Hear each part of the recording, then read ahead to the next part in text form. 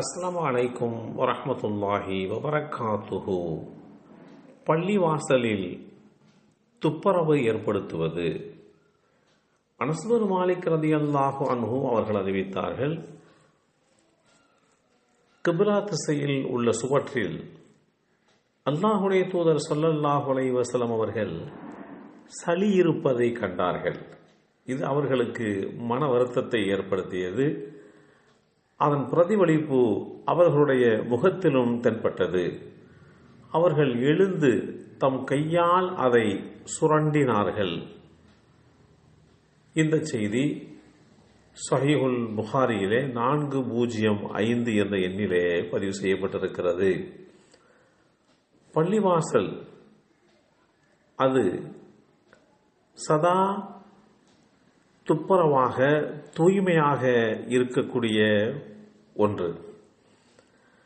அதை பராமரிப்பது, அவைகளை பேணி நடப்பதெல்லாம் நமக்கு உண்டான தலையான கடமையாக எடுத்துக்கொள்ள வேண்டும்.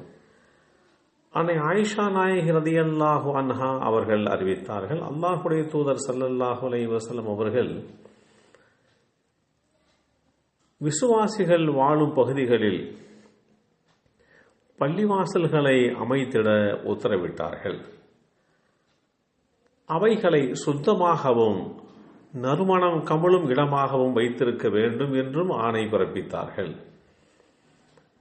இந்த செய்தி இப்னு மாஜா என்ற நூலிலே 758 என்ற எண்ணிலே பதிவு செய்யப்பட்டிருக்கிறது.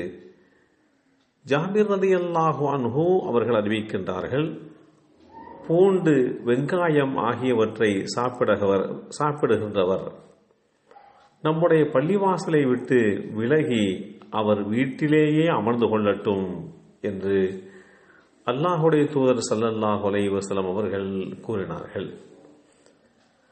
பூண்டு, வெங்காயம் இதை சாப்பிடுகின்றவர்கள் பலவிதமான துர்வாடைகளை அவர்களுடைய வாயிலே இருந்து வெளிப்படுவதற்கு உண்டான வாய்ப்புகள் இருக்கும்.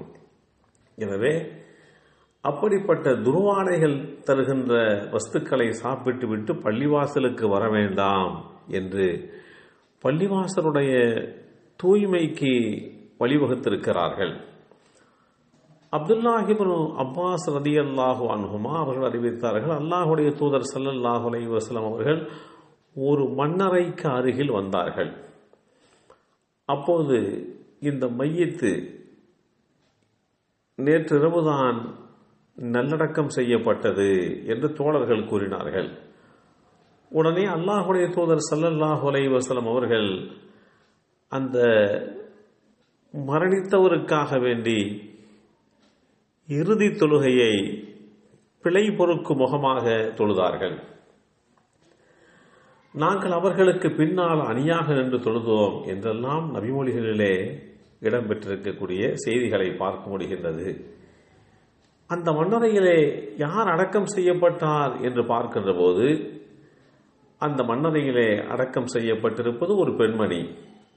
இப்பெண்மணி பள்ளிவாசலில் குப்பை கூளங்களை சுத்தம் செய்து வந்த காரணத்திற்காக வேண்டி அல்லாஹுடைய தூதர் ஸல்லல்லாஹு அலைஹி வஸல்லம் அவர்கள் பள்ளிவாசலை இவள் தூய்மையாக வைத்திருந்தாள் என்கின்ற அடிப்படையிலே அந்த பெண்மணிக்காக வேண்டி இறுதி தொழுகையை அடக்கம் செய்யப்பட்டதற்கு பின்பாக கூட நடத்தினார்கள். அந்த பெண்மணி சுவர்க்கத்தில் இருப்பதை நான் பார்த்தேன் என்றும் அல்லாஹுடைய தூதர் ஸல்லல்லாஹு அலைஹி வஸல்லம் அவர்கள் கூறிய செய்திகளும் நபிமொழி தொகுப்புகளில் இடம்பெற்றிருக்கின்றன. யார் பள்ளிவாசலை தூய்மையாக வைத்திருக்க வேண்டும், நறுமணம் கமழ்கின்ற வகையிலே பள்ளிவாசலை பராமரித்து பாதுகாக்க வேண்டும், துர்வாடைகளை விட்டு பள்ளிவாசலை தூய்மைப்படுத்த வேண்டும் என்று விரும்புகிறார்களோ அவர்களுக்கு இப்படிப்பட்ட உன்னதமான பாக்கியங்களை நம்மை படைத்த ரட்சகனாகி அல்லாஹ் வழங்குகிறான் என்பதை புரிந்து கொள்ள முடிகின்றது. எல்லாம் வல்ல அல்லாஹு தாலா நாமும் துப்புரவான முறையிலே பள்ளிவாசலுக்கு சென்று பள்ளிவாசலையும் துப்புரவாக பாதுகாக்கக்கூடிய நல்லோர்களாக நம்மையும் நம் சந்ததிகளையும் அல்லாஹ் ஆக்கி வைத்தருள் புரிவானாக. அஸ்ஸலாமு அலைக்கும் வரஹ்மத்துல்லாஹி வபரகாத்துஹு.